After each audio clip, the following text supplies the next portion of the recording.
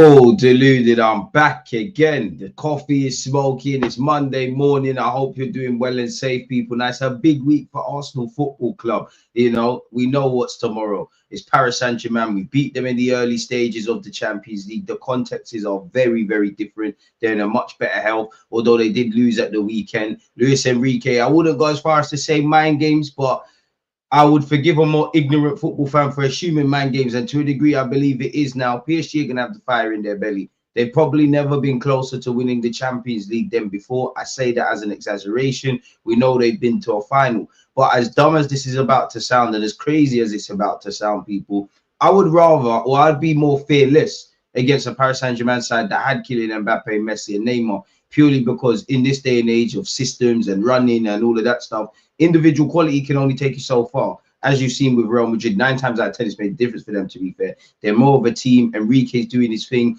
I'm a big fan of Luis Enrique anyways, as a manager. My heart bleeds for him, obviously, losing his daughter, a very young daughter, once upon a time. And when you watch the documentary, like, he's very similar to Mikel Arteta. And I suppose all coaches, they're all on this togetherness. We'll run through a brick wall. We're going to go out there like soldiers and die together. From a tactical point of view, they're very good. There's some individual good little matchups. I believe, you know, Bukayo Saka against Nuno Mendes, for example, and Kvaratskhelia against Timber potentially. And also, don't get it twisted, my wingers up against their fullbacks. Both sets of wingers are going to have to defend. In many ways, you could make a case if you was a neutral. It could be an end-to-end kind of boxing match, a great kind of spectacle. At the same time, though, because Enrique's an overthinker, Arteta's a bit of an overthinker, is it going to be a bit like, or at least in one of the games, is it going to be a bit like, how do I make it make sense? Not like Pep Guardiola, Mikel Arteta, bar obviously us demolishing Manchester City 5-1 at the Emirates. They cancel each other out. It's not really a great football spectacle. There might be a one little moment of individual brilliance that makes the difference. Smash the like button and big up you lot. So it'd be very, very, very interesting. And of course, man, the second leg's at the Parc de France. I look at Liverpool's performance there. You know, they did win the game and whatnot, but they had to remain, you know, they kind of had to, you know, box cleverly, and there was a couple of hairy moments. You could say Aston Villa, we need to go there with something. Now, I believe Mikel Arteta is giving his press conference at 7 p.m. UK time. So anything he says, either later today or tomorrow early morning, you know, we're going to circle back round over there. On the topic of Arsenal PSG, we will have a reaction stream at 11:15 p.m. tomorrow. So yeah, man, depending on what happens, we'll be there. I wish we was playing the second leg at the Emirates. Not that I care, because it is what it is, but it'd have been nice, you know. We got done a bit dirty, you know, in another world. Going to the Bernabeu might be a bit more hairier, but it is what it is, man. This is the only way to salvage the season once again. And for the millionth time, congratulations to Liverpool. You cannot be sour, you know. Again, I don't think it will stop Liverpool celebrations, but if I was a Liverpool fan now, I probably would have accepted and won the league in October. But congratulations to Liverpool. For Arsenal, Liverpool have done it with, take nothing away from Liverpool. They deserve it. I'm not one of these fans that starts talking about, oh my God, the league, the standard of the league is so dead, and all of that might be true. But if the league is so dead and Liverpool are top, if you support Liverpool, you're not connected with Liverpool. Why are you not top? And for me as an Arsenal fan, one, we didn't do enough in the transfer window. Obviously, the squad was small, injuries and whatnot. And then obviously, form as well. We haven't got the depth, you know. We've had to carry a lot of players, you know, very few players, mainly more so our defenders, with the exception of probably Bukayo Saka, who was injured, have shown that level of consistency. You finished behind, sorry, in front of, well, you have finished behind Liverpool now, but you finished in front of Liverpool the last 2 years. They've got a new manager. You know, he didn't have a good transfer window by, you know, you know, FFC didn't help him at all. And they walked the league, you know, whether Arsenal at the very minimum should be running it like last season down to the last game of the season. And obviously, where you look at what was said by Mikel Arteta, Odegaard, and the whole collective club being fairly bullish at the end of last season, ironically, against a fellow, you know, Merseyside club in Everton, we haven't followed through on that. Then you look at the season, and obviously, you know, Mikel Arteta, some of the tactics and all of those things, the players, we've got 13 draws, 3 defeats. Obviously, in the day and age of fine margins, you know, we've got 3 defeats. We have to look at that. I do think a couple of those defeats have come because we've got a small squad and we're out of steam, and we've not shown the you know, what we've needed to show, the 13 draws, and like 9 of those from winning positions. We've not controlled the controllable. So congratulations to Arsenal, commiserations to us. And, you know, for me, looking at it from an Arsenal perspective, bro, they've done it with 80 odd points. You're not in where the league's concerned, and obviously there's reasons for it, but where the league's concerned, you haven't made a meal of this. There's never been a title race. Liverpool have been in a one-legged, one-person race. Whether they were able to trip over and someone was able to come and do a thing, that is another case, people. But that never happened. So congratulations to Liverpool.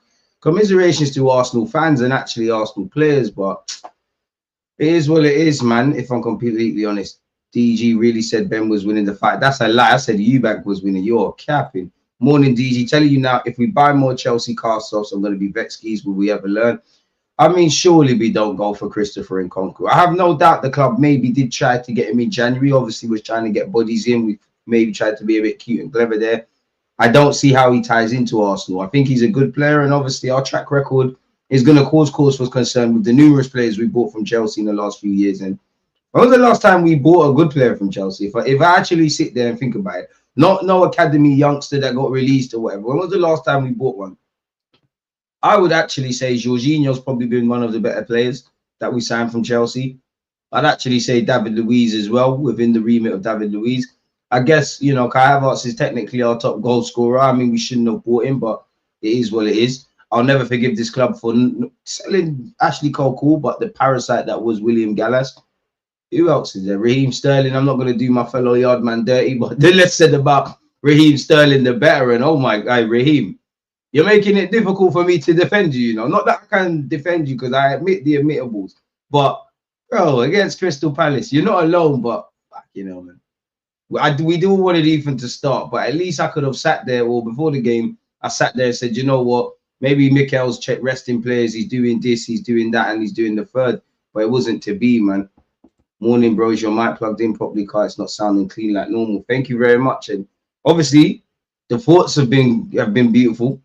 But my voice hasn't been sounding Chris Galley. I apologize. What's going on?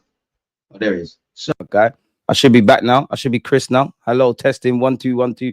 People, deluded Monday morning. Yeah. We're back. Good spot there, man. Good spot. Moving like Declan Rice in the 6. If we get Nkunku / Watkins type signings over Gyökeres Eze types, it will just confirm how badly we run. I should be back now. I should be back. It was yeah, the mic. You have to change the mic settings. So yeah, I hope I'm back now, man. Yeah, man. Nkunku, it don't make sense to me. One, he gets bare injuries, and obviously Arsenal tax, that's not good. Two, in a Chelsea shirt, I see a player that you can play across the front four. You can play in the 10, you can play up front, you can play on the right, you can play on the left, but what are you? Like, what are you at 27, 28 years of age? What are you? And I'm not on that anymore. If you was 19 years of age, cool, we could do that. We can mix and blend. I wouldn't mind you as part of the squad in theory, but all things considered, it don't make sense to me. I'm not against Ollie Watkins, but for me, Ollie Watkins shouldn't be our talismanic striker. Now, I think Ollie Watkins is a good player. I think fans would do so much. I could understand fans when you've been linked with Gyökeres and Isaac, and even though that's not going to happen, to go and sign Ollie Watkins, it's a bit of a, you know, an anti-climax, but he is Premier League proven. He's a boyhood Arsenal fan. He can score goals. And I mean, realistically, you know, yeah, we know what the level of striker we want, etc. But if we assume we get disappointed and we don't sign that, yeah, all things considered, is Watkins not an upgrade on whatever we've got up front? Big up Kai Havertz, because I think he's doing whatever he can, but he's not clinical. He's ended up being our top goal scorer. Take nothing away from him. It's more how we're building the squad. Do we really think Ollie Watkins is not going to score substantially more than what? I know Kai has been injured, but 9 goals, and be a bit more clinical in that regards. Big up Mikel Merino. He's showing, you know, I'm happy for him more than anything, because he was a boyhood Arsenal fan. There's been a lot of hyper opinions. He's excelled up front. He's done all right in midfield.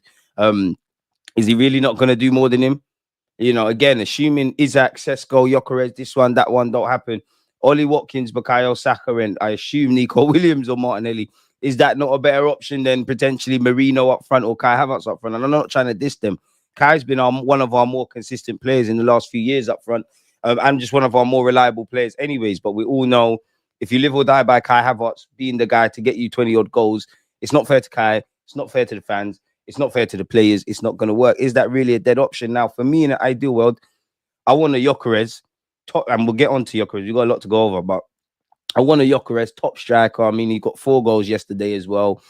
And so technically another hat-trick as well. Doing mad things. Apparently, Berta likes him. The biggest thing away from, obviously, Gyökeres' ability and scoring and what we think of him is that he's 26. That would tell me the club is to a degree it's a win now mode thing. Like if you go for one of those more youngy strikers, I'm not saying they can't help us, but if you go for Sesko or whatever, you're gonna have to wait a bit before you really start to see the final product. But in an ideal world, for me, you get your Gyökeres, then you get your Sesko, your development rotationary striker who's at the start of his career, quote unquote, or you get someone like Ollie Watkins who's quote unquote not old. And I hate when fans do this. Oh, he's 29, he's done, he's this, that, and the other. But on the opposite side of his career, Gyökeres bagging for fun. Ollie Watkins technically can do a thing off the left. You know, I have seen Emre not really that much, but play with two forwards.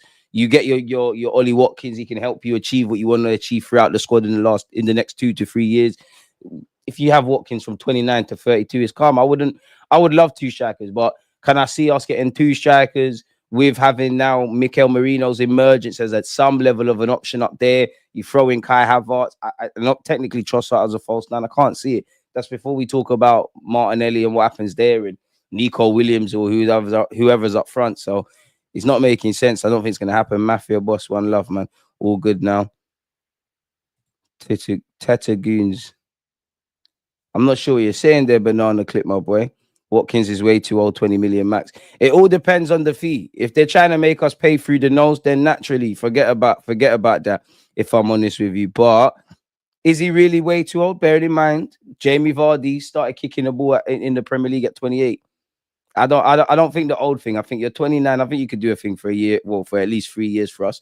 And if you help us win a champs or a Prem or some domestic trophies or just do a job, I don't think it's the worst. You know, by that logic, I'm not saying you, but I do think we get in this trap. Partey, he's 30 odd. People want to keep him. No one wants to sell him.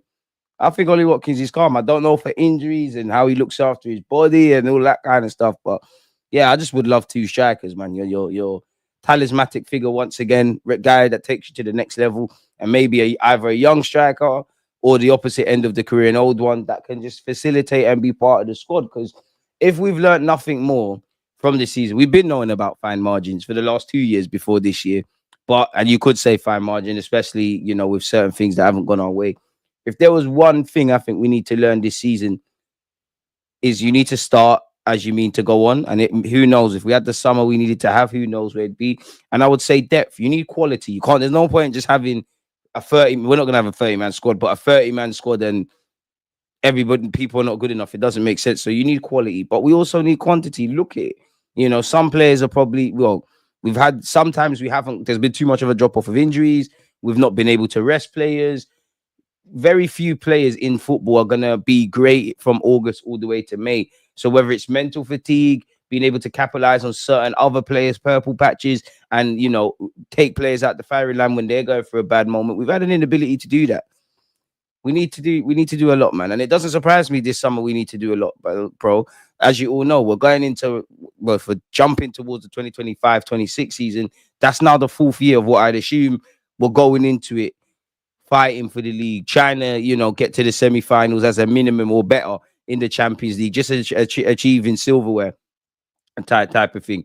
The vast majority of the squad has been together for anything for 3 to 4 years. You know, some players have evolved and gone from being on the peripheral to regulars. Certain people have quote unquote regressed. Certain people really and truly haven't really put a foot wrong, like Kieran Tierney. It's just the squad is evolving. We're not really doing the traditional fullback thing. You're kind of obsolete in that regard. So it doesn't surprise me that there's a lot of question marks over who stays, who goes, what we do here, what we do there. Yeah, too old. We need someone in their prime who's going to... Come on, man. You seen him, right? Who's going to lead the line for 5+ years. Watkins dropping off inside 2 years and 0 chance of recovering anything. That's why I said for me, 2 forwards. The Nkunku story has no legs to it, in my opinion. It originally came from RNC, a French news outlet. Then again, I hear you, but French player, French outlet. I think the only legs to it really is maybe that Bayern and Arsenal inquired about him in January. You hear Bayern, pardon me, are fans. He's not getting football in it. Doesn't, I wouldn't say he might. Sometimes you're not always not in the manager's plans. Like Nkunku might be in the manager's plans. It's just other players are deemed better, stronger than you in their roles, and that's what the gaffer wants to do. But I also think he's clearly frustrated with his time at Chelsea. Obviously, I can't remember when they signed him, but it felt like one of those signings. Like you might sign a man in January and he's joining in the summer. There's a bit of hype about it. We haven't really seen that really, and I guess he wants to play football. He's 27, 28. Obviously, you got the World Cup next year. It's a difficult task breaking into the French squad on the best of days. Like France could probably have about 3-4 teams in the Euros or in a World Cup, and they'll all probably get to the final. So the very minimum you need to do is play football. So I wouldn't begrudge him if he wanted to keep it moving in that regard. If you haven't smashed the like button, please make sure you do. And yeah, let's crack on with 1-2 things, man. I'll circle back over any talking points, but as we already know, Liverpool are the 2024-25 Premier League champions. Their 5-1 victory over Spurs, and to see Mohamed Salah taking selfies and all of that kind of stuff is crazy. Shout out to Onslaught, because not only has he won the Premier League, but he's won it in his first season, people. That title now matches, I think, technically Man United's 20. Congratulations to Liverpool. The hard work, I won't say the hard work starts now, but I think it does. Seeing Liverpool win this league, there's a lot of things that come to mind. The first thing is, purely looking at Arsenal Football Club, what's going on? Because one thing people said is, this fantastic City side, boom, boom, boom, this, that, the third. If they ever fall off, we're going to be there to do it. We're not there to do it. Liverpool were. Congratulations to them. And I think Liverpool shows me everything I want to see, in the sense of, I'm sure in the summer, I'm not being funny, they've got players that have won the Prem, won the champs. Onslaught's won Eredivisie. Liverpool's a big club, should be winning stuff, and let's, obviously City have messed up, but apart from City, if you think you can match City, you should be able to believe you can win the league. They've seized the present moment. I don't know what 2 years, 3 years, 4 years is saying for Liverpool if they're going to go and win stuff, but they've done what they need to do in pre-season, won their games in the early days, and they found an opportunity in this present moment. They've ran with it, and they're Premier League champions. That's the second Premier League trophy I've seen them win, and it's probably extra special, I guess, for Liverpool as a football club, their players, all of that stuff, but their fans, because COVID robbed them of the celebrations and all of that kind of stuff, really. And for me, it's just the fact that they won it with 80-odd points, take nothing away from Liverpool. Looking as an Arsenal fan, bro, this couldn't have been a title race. They've wrapped it up with 4 games to spare. You faltered. And the summer, fair enough. I think we were very naive in the summer. January told me everything I needed to know. Now, you could probably gloss over our season if you win the champs, but boy, the real work starts for Onslaught next season. And like, why I rate Onslaught more is FFG done him very dirty. They gave him what transfer window did he have? We were unable to keep people fit, and we didn't bring in quality. But yeah, man, there's speculation over a couple of players' futures. They've obviously confirmed 2 of the big 3 of Salah and Van Dijk.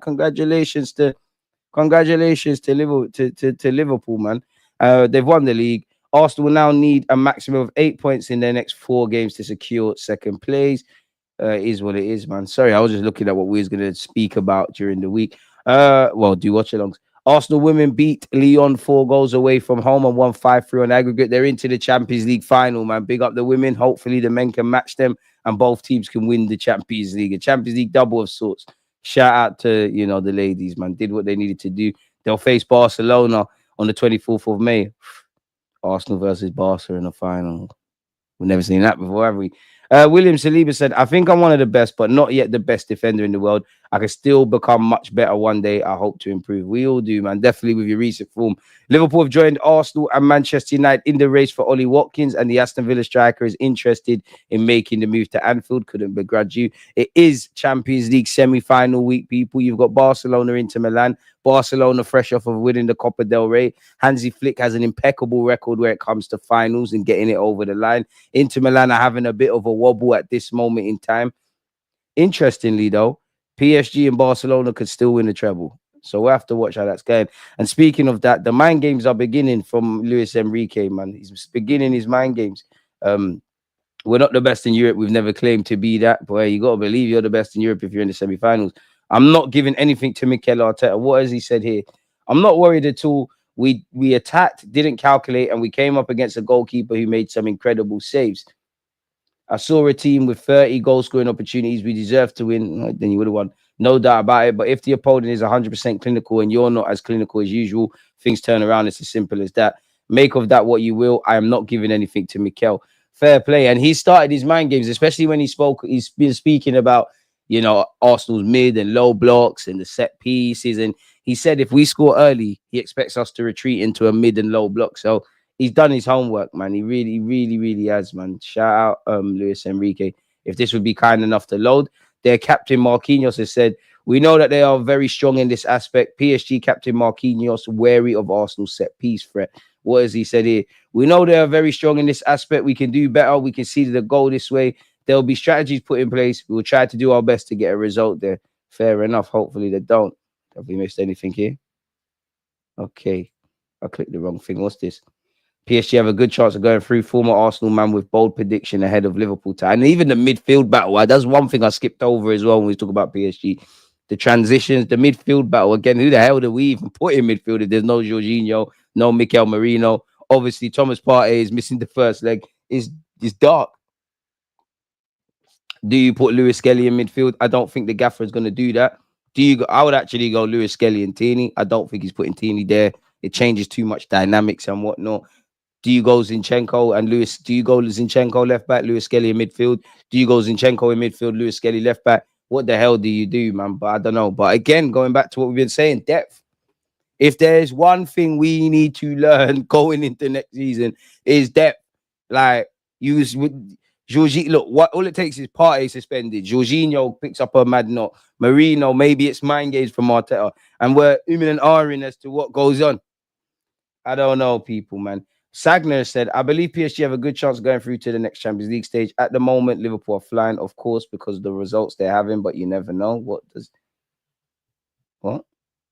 Oh, sorry, this is old. Sorry, folks. I thought Sagner was talking new. I was about to say, what the hell is going on there? Apologies, man. Moving on, anyways. I think that's one for the later show. What have we got? Luis Enrique and Osman Dembele agree on brutal PSG issue before Arsenal Champions League game.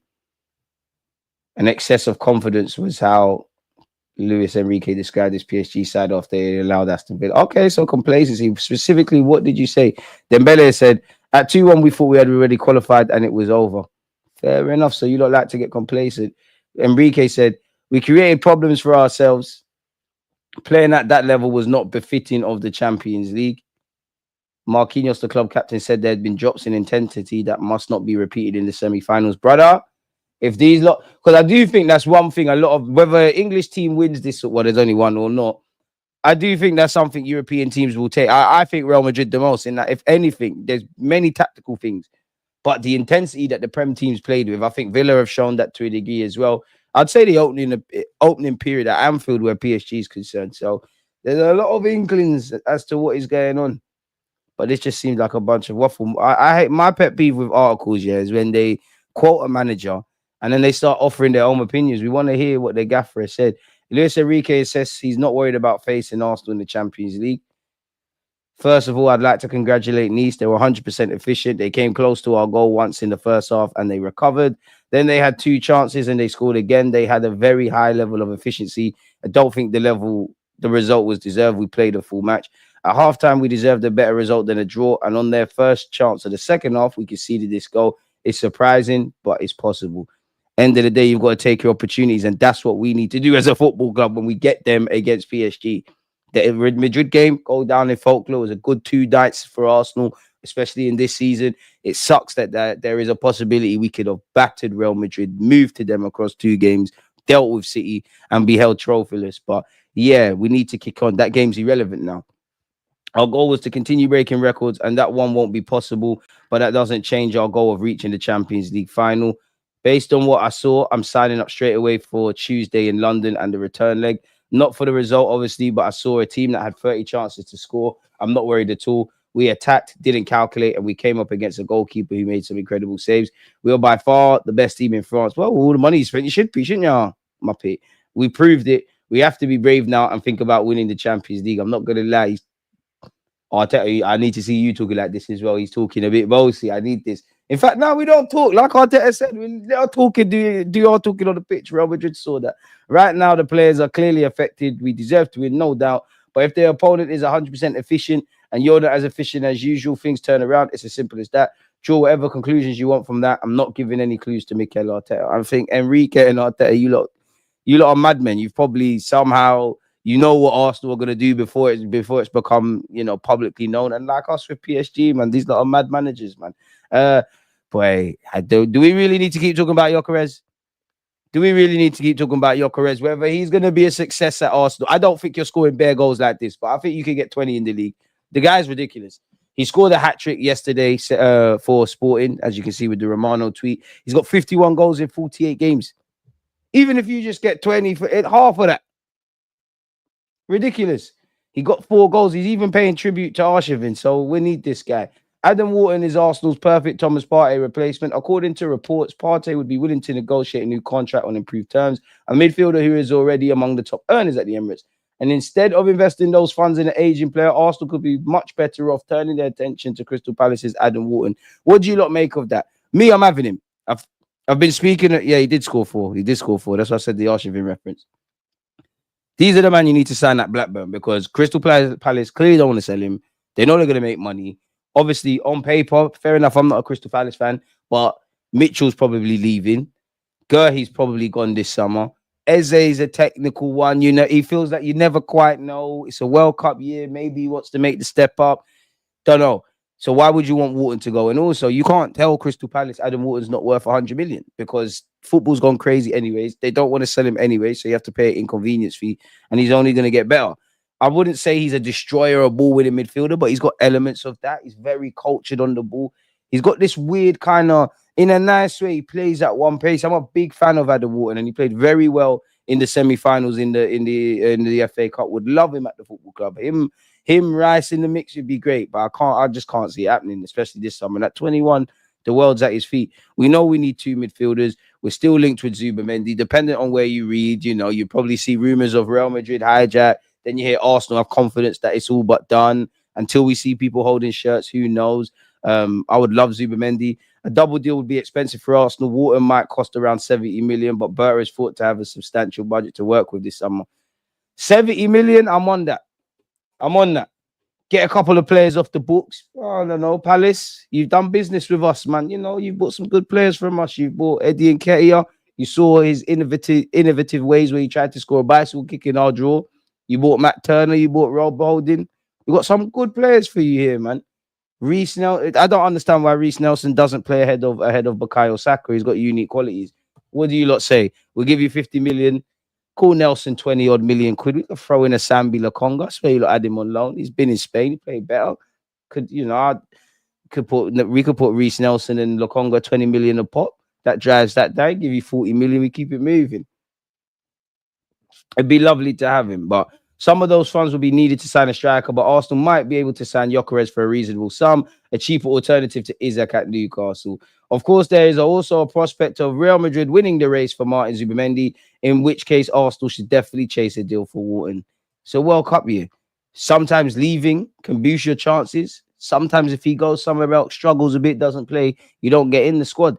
If you stay at Crystal Palace, you know you're playing a lot of football. Once again, Arsenal and Bayern to inquire about Christopher Nkunku as France winger sets sights on Chelsea exit. He's set to leave Maresca's Blues as early as this summer. According to RMC Sports Fabrice Hawkins, the French international joined the Premier League club from RB Leipzig 2 years ago in a 60 million deal, but the transfer looks to have benefited no one. Nkunku currently plays a peripheral role in Maresca's setup in the sophomore season at Stamford Bridge. What does sophomore mean? Is that like your first year? Is that like year 7 in America? Even if the former PSG Academy product currently leads Chelsea's goal scoring charts with 14 goals, like Cole Palmer. To be fair, obviously Conference League hype, but if I was a top goal scorer and I'm on the bench, I'd be vexed as well. RNC understands and Nkunku does not particularly feel at ease at Chelsea, where he feels his creative qualities could be better highlighted. The 27-year-old has practically never played in his preferred position in the center of the pitch. A point of no return has seriously been reached between Chelsea and Nkunku. As for his future destination, RMC adds that Arsenal and Bayern have previously inquired about his availability in the winter transfer window. Both clubs are expected to knock on Chelsea's door this summer, and Nkunku reportedly intends to join a club that regularly plays in the Champions League. We've been linked with Juventus's Yildiz. They've also been linked with Tavares, by the way, and it wouldn't surprise me if Lazio confirmed their buy obligation to buy for Tavares, obviously selling for a profit because Juventus are quite stupid. They let that Hodgson guy go to Bournemouth for peanuts, and we all know how much he's worth now. They spent 20 million on Lloyd Kelly. Newcastle could believe their eyes. That's greatly probably helped them with PSR.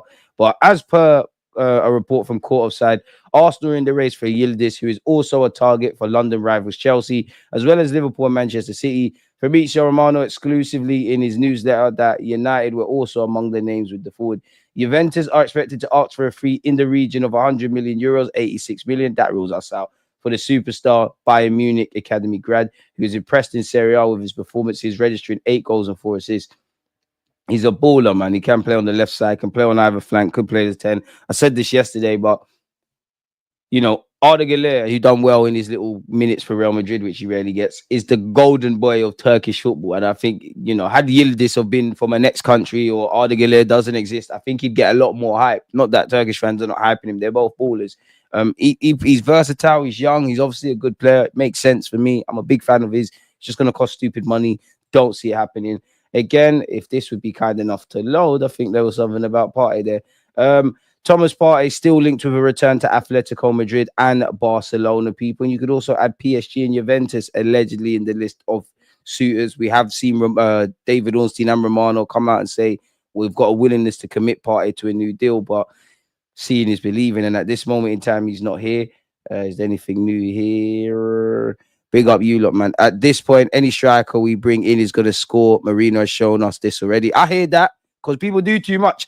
Low block, like, oh, how are they going to do it on the transitions and in the low blocks, and we're not going to get chances. And don't get twisted. I have said, I think you're very naive if you just think, just focus on the attackers, not the other signings. If you have Bukayo Saka, Gyökeres, Nico Williams, we're now great in attacking sense. There's much Arteta needs to arrest from a tactical front. But then at the same time, brother, if them man, with all of this, if Kai's found ways to score goals, if this one's found ways to score goals, bro, man can score goals, bro. Like at the end of the day, as complicated it is, sometimes people overcomplicate this football thing.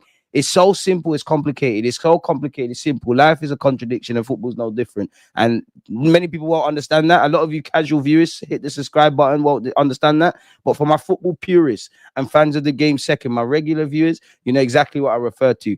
Arsenal should definitely buy Osimhen. I would love Osimhen. I just think with Osimhen, I think a couple of things with Osimhen, to be fair with you. I think where it comes to Osimhen, I think it's one of those, like, if we were working in the world of football for whatever club, we'd understand why, because he's a bloody good player.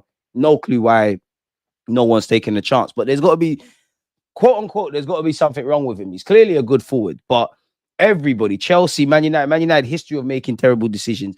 Chelsea, more money than sense. Arsenal dying for a striker. This lad felt like one of the strikers that was going to move. Like Napoli clearly were on selling. It's different, but it's a bit like Ivan Toney in that, more so Ivan Toney in that you got a player who's obviously Premier League proven, obviously good. Obviously, a lot of the teams at the time of when Ivan Toney went to Saudi needed a forward, and no one really went for him, and then you ended up there. I'm not boying the Turkish league, but how you go from everybody wanting you to links with Saudi and then being in Turkey? Is there something wrong with Osimhen's character? Is there some underlying injury issues? Is there, you know, some tactical worries? Is it purely finances? They don't feel the transfer fee, the wages, the length of the contract, the agent commission, all those things are worth it. I don't know, man.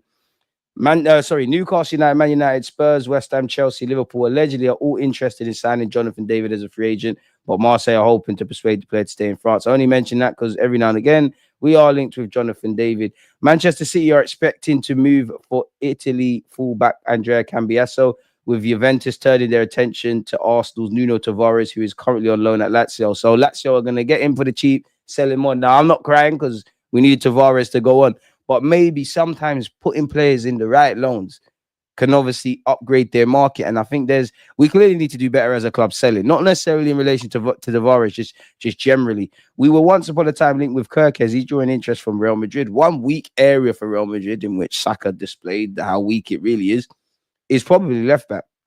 Man United are ready to pay 64 million release clause in Osimhen's contract at Napoli. They want to pair him with Cunha next year. That'd be good. And I don't know why we're not on to Cunha anymore, but we're not, people. There's been some silly links this season anyways, people. We've gone over the Saliba comments, so what's the point? Man United are pushing to beat Arsenal to the signing of Garcia, but the belief is that the Espanyol goalkeeper will opt to the Gunners instead. Why though? Because obviously two big clubs, obviously at two very different destinations, but I know but it's still Man United. And if I'm just looking at it as I can get a good contract, I can move to one of the bigger clubs in England, I can do all those things. And then I look beyond that. You've got David Raya, who's one of the best goalies in the world. I'm not saying he's the best, but one of the best goalies in the world. Onana, who can't catch a damn thing, probably couldn't catch an STI at this moment in time. I'm just being silly and I wouldn't advocate that. I've never got that. Gaddy, shout me, I'm clean. But you're nailed on to play there, bro. Like you could rob him for that spot immediately, and he's linked with moves from Saudi. I'll be interested to see, man. You know, Arteta has a track record with, you know, keepers have a quote unquote short shelf life, and I hear it. If he's going to be the number two and he's going to press and do all those things, great. But how long is he going to want to be like that? This is someone that is really in the last 2 seasons getting regular football, spoken about as being a Spanish international one day. How long before he's going to have to decide, yo, David Raya or Garcia, one of you is my number one? Or maybe he will come true on those claims about I'll rotate goalies and that. Personally, I'm not on that. If I'm honest with you, I don't believe in that. If we do it and it works, great. But come on, man, don't make no sense in my opinion. But yeah, man, you know, if it all goes to plan and we want Garcia and Zubamendi and Nico Williams and Gyökeres and, you know, Partey new deal, I hope everything goes to plan in the summer. I think personally it needs to, if I'm honest with you. Arsenal are interested in signing the Espanyol goalkeeper Garcia at the end of the season. A 23-year-old has established himself as one of the best keepers in La Liga. Multiple clubs are keen to sign him. Man United, Manchester City, and there's rumors about Edison and Ortega leaving, so the number one vacancy might open up. Arsenal could use a quality backup goalkeeper. The 23-year-old could compete with Raya for the starting spot. He's been outstanding in Liga, and he has the quality to establish himself as a key player in the Premier League as well. He could be the ideal long-term replacement for Raya at the London club. His arrival could sort out their goalkeeping department for the foreseeable future. The player has a 25 million release clause in his contract, which could rise to 30 million if the transfer is not completed before the last 15 days of the transfer window. Arsenal certainly have the financial muscle to get the deal done, and they should look to complete the deal quickly. So yeah, Man United and City. And you also throw in Leverkusen, Atletico Madrid, Bayern Munich. You know, give or take, Courtois' days are coming to an end, as are the keeper at Bayern, and even Oblak as well, to agree. But he's linked with a lot of clubs that have a number one. I'm sure even Atletico are on this buying him and loading him back. Now, if Espanyol get relegated, he's got a relegation release clause, which is substantially lower. Appreciate you. Have a blessed week, my people. Then please don't forget to smash the like button and get your thoughts in. So that's Garcia. We've definitely gone over this, Donny, already. I'm a big fan of Brahim Diaz, and I remember when the game was done at the Bernabeu, Arteta did this. I don't know what that means. It's a bit like the Copa del Rey final. Carlos got a lot of speculation. When it was done, Carlo and Rafinha were doing this, and you lot know I believe Brazil are winning the 2026 World Cup, and Carlos being linked to such. I'm on the Diaz thing.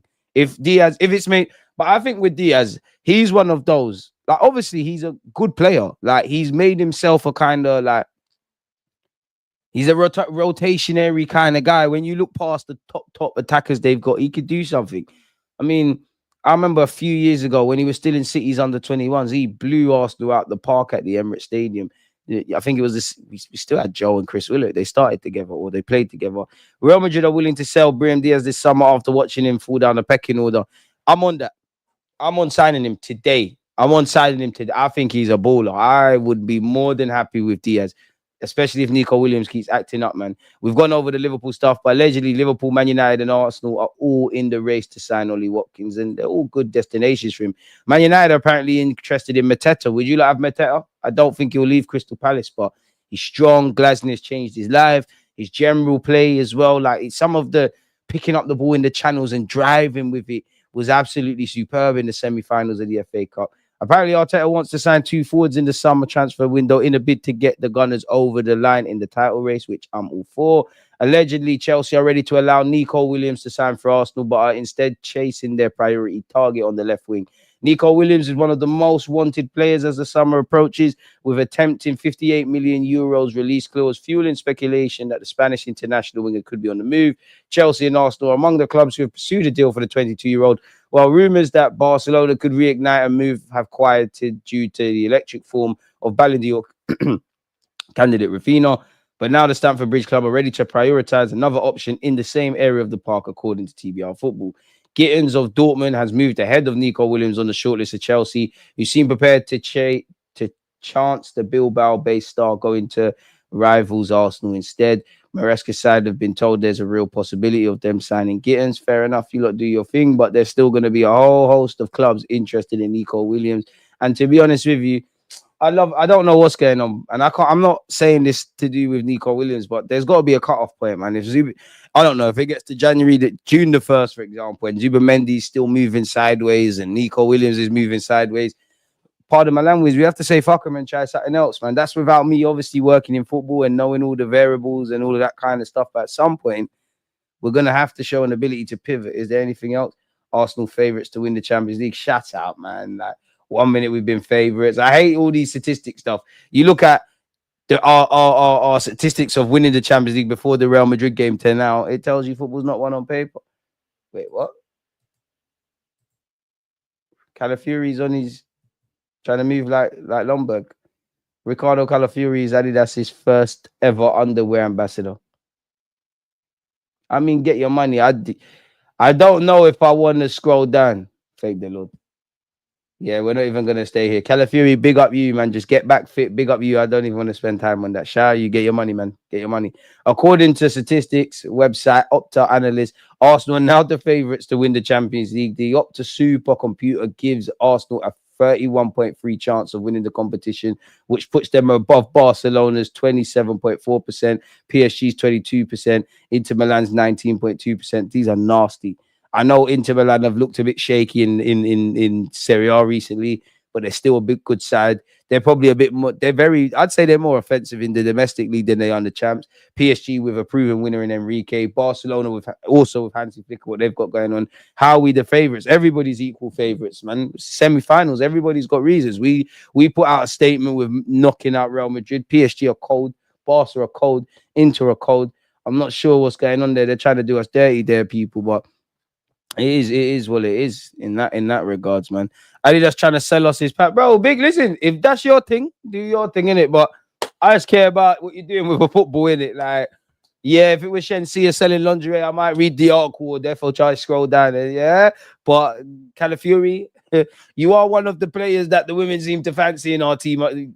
I'd say you, Saliba, and Mikel Arteta. Actually, people, they don't really show love to Saka like that. But yeah, man, Calafiori, you do your thing. That is not for me. I don't want to know. Do you know how scared I was when I was scrolling down? I was like, shall I do it? Shall I do it? If it could go left, it could go left. I don't want to see him wearing them WWE pants and your crutches everywhere on my screen. You should big up you for getting your money. I'm never going to diss someone getting their money. And even the Adidas advert.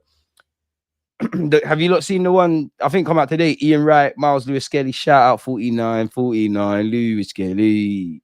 Hey, that is wavy, man. But have you seen the Adidas advert where it's got Ian Wright, Timber, Martinelli, Miles Lewis Skelly? Is quite good, man. Shout Ian Wright. Careful, Ian Wright doing adverts for Adidas. You know, Luca's gonna say you're stealing it from others.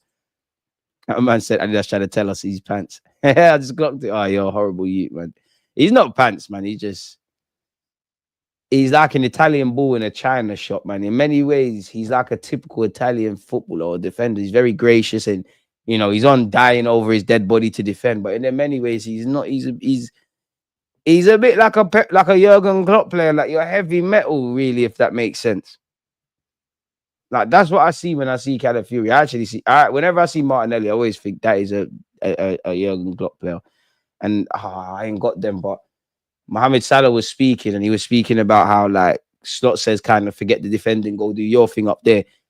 And it just made me feel, I wish I had the comments to hand, but it just made me feel, is there food for thought potentially for Mikel Arteta? Like, I'm not saying, Saka has no defensive duties. We need that. And the defensive, it comes at a cost. Us being able to defend better as a team, even though I don't feel we've defended to our high standards this season, it's probably why we did, on top of everything else, why we did very well at Real Madrid. But then I also think to myself, how much more goals could Saka get if you say ladder? Stay up there, hit them, transitions. I don't know. But then again, if that's going to be the case, I think Salah kind of said it. Like the gaffer kind of said, all right, I'll allow you with the defending, but you better deliver in the final third. I think that's a fair trade-off. If you don't deliver, then that's something else. And evidently Salah has. Have PSG been a little fortunate and not as great as people are making them out to be? Villa should have beat them, and they beat the pool team that was going through a drop in form. To be fair, I think that's a bit disingenuous because when we beat PSG, they were a worse side than they are now. Liverpool, they should have beat Liverpool at their place, man, if I'm honest. So I think you're right. But they battered them and they can't be held accountable for that. Villa showed their naiveties. And I think the only thing that cost PSG was themselves. As we saw earlier with Dembele and Enrique, there was an element of complacency. PSG will give us chances. We need to be able to take them. I do think we can beat them. I do think we can match against them. I do feel a lot easier about the prospect of playing PSG than a Real Madrid, but it's still a great team with a fantastic bunch of individuals and a fantastic manager. everybody's here for a reason. Because I don't agree with it. People were saying, what were people telling us before the first leg kicked off against Real Madrid? Oh, it's Real Madrid. Arsenal ain't got the strongest team. Boom, boom, boom, boom, boom. Going into the second leg, what were they saying? Oh, yeah, it's 3-0. Remontada, Rotonda, as I call it. All these things are going to happen. Real Madrid, now sour grapes. Oh, it's the worst Real Madrid ever. That's cool. If you think that's the worst Real Madrid side, I'm not going to debate you. But if a poor Real Madrid side can still put out Champions League winners and serious top class, world class players. In fact, I can't even call them that because I didn't see anybody kick a ball really and truly. It's nice to, they're still crying as well, and you're seeing all the nonsense that's the fall off. If they can still put out there Rodrigo, Jude Bellingham, Vinicius, Tchouameni, across the two legs, Camavinga, Courtois, Alaba, Rudiger, this one, that one, shut the hell up. And if that's the poorest side, one thing I liked about it beyond the obvious, have you looked at our team? Which is normally the case of Arsenal and football. So more time, our greatest performances across the season, they've not necessarily been done with our best team. Look at Man City 5-1. Look at this one. We've got Kirill there.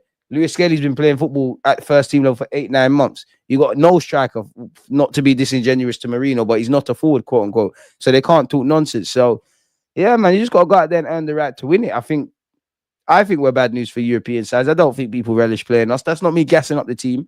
I just think we're a good side, good manager, doing what we can. We've got a chance, but we've got to go and do it, man. I'm not looking forward to the game in France. I personally think that's where it's decided. I need at least a 2-0 here tomorrow. We'll have to see, man. But everyone's earned their right to be here. All these fraudsters watching in the shadows, hit the likes, please. Power to the chat. Love Arsenal, hate the ops. That's our energy going into this week. At this point, sorry, got over that already. Loss of party going to be big for PSG. Big for us, mate. Yeah, bro. I would have loved, not even just him, Jorginho, Marino. For me, who the hell is going in midfield? What are we going to do? What are we going to do? They're knocking us off our perch. Ineos, you must. Duke, I hear you, yeah, but I must admit, that is one thing that pees me off with the Sky Sportsies and all these things. We've got Gary Neville. Liverpool have won the league, bro, and he's out here. Oh, my God. They've knocked us up. They got more European trophies. They got this, my club. For me, one of my biggest pet peeves is what club is bigger than this club and that club. Like, I don't really care because some of the clubs that have won the most things are not necessarily the most followed clubs around the world. And if we're going to do that, you're only a big club if you win the Champions League thing. My club has never won it. Others have. Come on now. Like, we ain't won a league in 20 odd years. We ain't ever won a Champions League. All we do is control the internet. Everybody talks about us. I promise and I guarantee if Arsenal ever win the Champions League or the Premier League again, we're locking off all of London. Chelsea are not doing that. Spurs are not doing that. Like, we're locking it all off. Do you know how many Arsenal fans, and probably some of you that don't even support Arsenal, you're going to treat it as carnival and roll anyways. But we're getting off topic. I find it very secondary schooly. Like, my dad will beat up yours. My brother's stronger than your brother. It's like, bro, pause on all of this, but it's if I was a geezer, like, stop trying to tell me your cock's the biggest in the room. You know what I mean? Like, that's how I see that big club stuff. It's childish, man. And it's childish, man. I do find punditry in this day and age irritating, bro. Czech, Louise, William, Havertz, on my life, I forgot about a couple of them. Jorginho, now in Nkunku, sick of all them unwanted / past it. We are not Chelsea's retirement home. I hear that. Some fans feel a lot stronger than you because this wouldn't happen, yeah. But where's Boy? Boy somewhere. One of the moderators, he said, such as the trauma, pardon me, he did if for some made-up world that we were able to get Cole Palmer or Caicedo, he would say no. I think that's bugging. But yeah, they've never sold us a good player, man. But we're zanging ourselves, though. We keep bumping ourselves. Just a little Britain thing. Oh, he's gorgeous. You can see the numbers now. I don't have to defend much. The tactics are quite different. I said, as long as you rest me defensively, I'll provide offensively. So I'm glad that I did. When you play in the Premier League, you have to defend. But I said that I can gamble and somehow I can make the difference. My number of assists show that you can create chances as well. Attack is a form of defense. Big up yourself, EAA, man. Because that's the comments I'm talking about in relation to Saka. So maybe it's food for thought. Nico Williams is not even that great. I hear that, but do you have to be great? Or do we just need someone that's an improvement on what we have? Prime example was the Bournemouth game in February. Slot said after the game he asked Gravenberch to help Trent deal with Kirkes and Semenyo, and Salah scored on the transition. And I think we can, with the likes of Rice's and these guys in Partey as a 6, and just us having a back three anyways, I do think we could gamble a bit more in that regards. Now, the gambling thing comes at a cost. Obviously, sometimes you win, sometimes you lose. More time you lose in the bookies than you win. But I do think that. I do think we need to. I think we need to reset our good defensive standards, but I do think we need to take the handbrake off, man. Is the Prem the best league in Europe right now in terms of actual quality teams?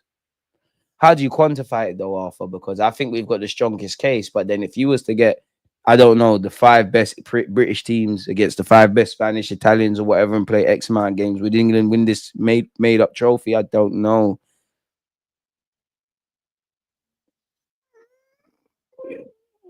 I actually think so. But then you could look and say, what, Liverpool have wrapped up the title. I know PSG wrapped up a long time ago, but they wrapped up the title with 3-4 games to spare. And that's even being kind to Arsenal because it's been wrapped up a long time ago. 80 odd points, if that. Probably, you know. It's a good question. But then I look at the title race in Italy, and you know, I'd say the top 5, 6 teams in Italy.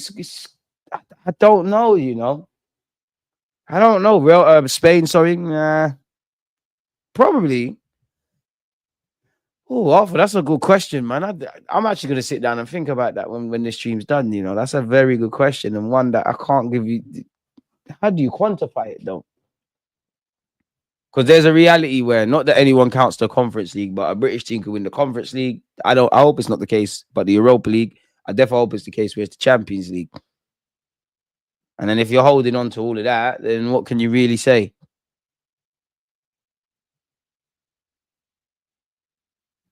Bloody good question. Bloody good question. Is anything Arsenal related? What's going on here? See, this is who I want, man. I told, man, this is one of the guys that I want to sign. Oh, okay. We got some more. We got some more transfer news, folks. We got some more transfer news. This one's not really relevant, quote unquote, for us, but you lot know I think there's a couple of players to take chances on in France at a bunch of clubs. Ryan Cherki at Lyon and Malik Fofana. There's a bunch of them at Strasbourg. Monaco got a couple as well.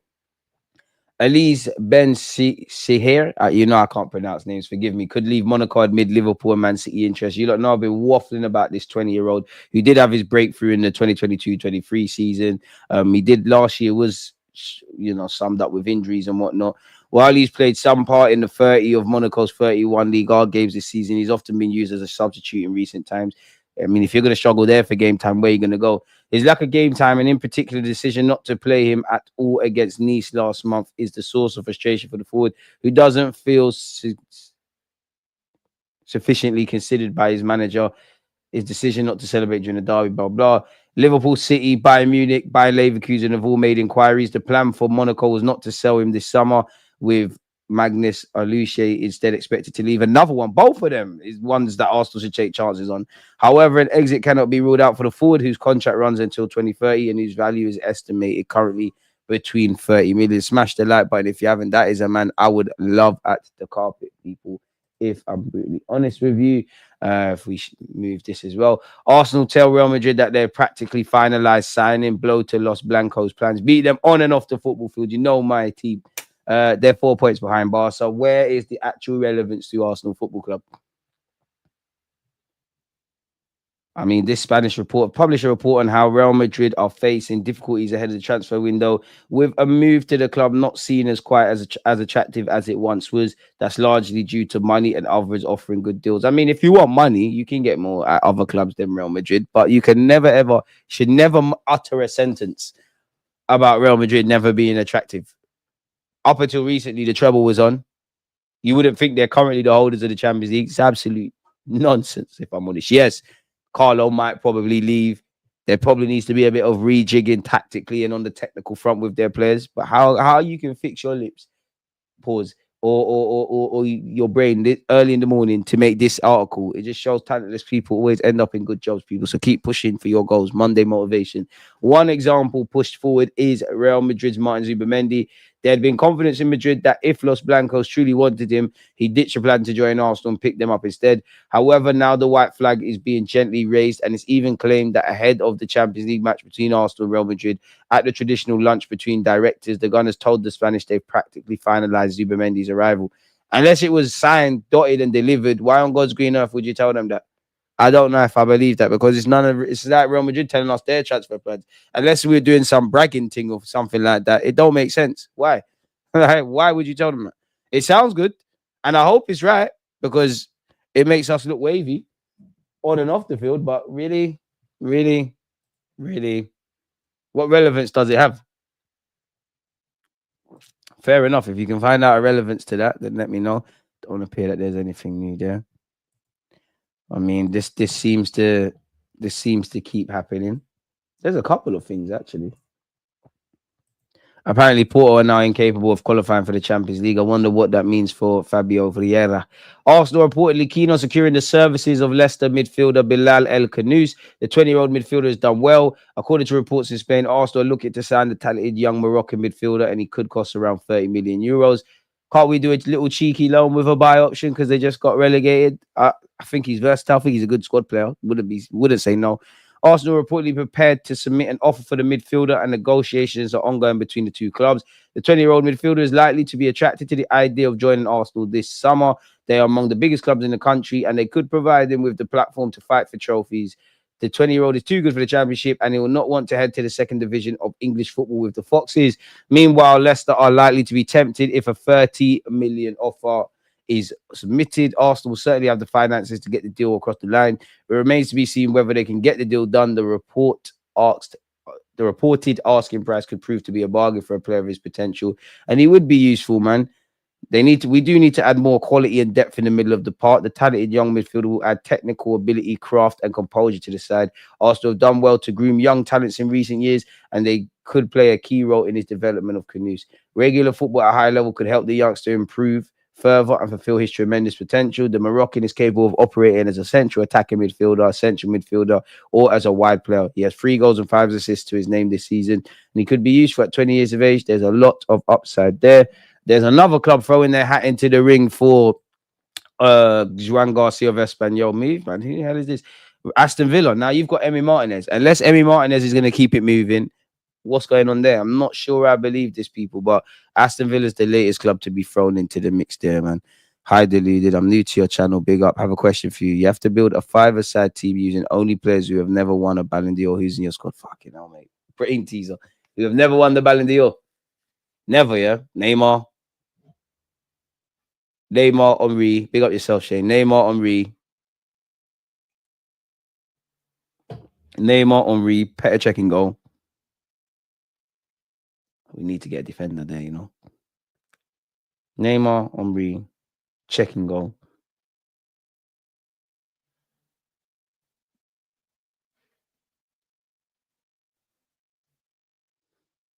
We need to get a defender in there, man. Fuck it, Tony Adams, man. You're a Gooner. And it's 5-a-side. Santi Cazorla. That's what I'll go with. Now, the brain juices are flowing. I'll probably pick another team. But yeah, on that note, though, people, I'm back at 4 p.m.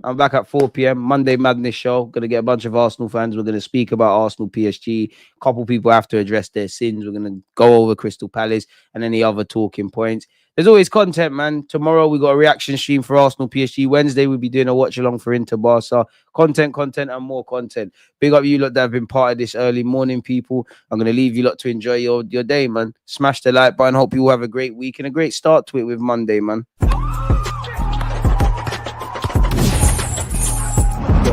Always